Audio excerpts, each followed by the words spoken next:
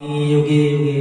जेव्हा जेव्हा ह्या पृथ्वीवर यदा यदा हि धर्मस्य ग्लानिर्भवति भारत,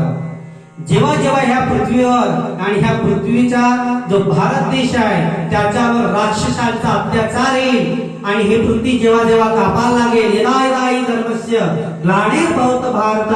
अद्भुतस्थानम धर्मस्य, त्या ते वेळेला धर्माची घडी नीट बसवासाठी म्हणून अद्भुतस्थानम धर्मस्य तदात्मानं सदाम्यम परित्राणाय साधूना विनाशाय च दुष्कृताम धर्म संस्थापनार्थाय संभवामी युगे युगे। असाचा अत्याचार होईल, ज्या ज्या वेळेला इथे दुरित लोक येतील त्या त्या युगामध्ये त्या त्या वेळेला त्यांच्या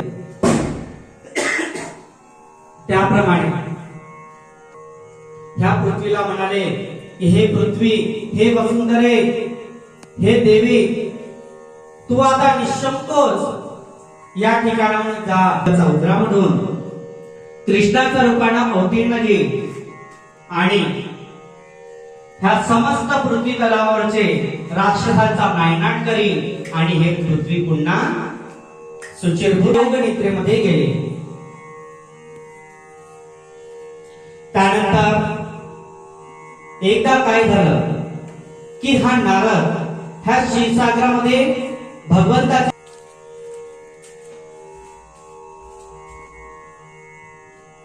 आणि म्हणाला,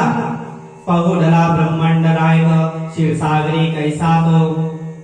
लक्षाधरी योजनोपेतम सर्वाश्चर्यमयम देवम शयाणाम शेषत कल्पते, की हे देवा, आणि ज्या देवाला, त्या देवाच्या स्वरूपाला म्हणजे किती शोभा असेल त्या नारायणाला, कोट्यावधी मदन,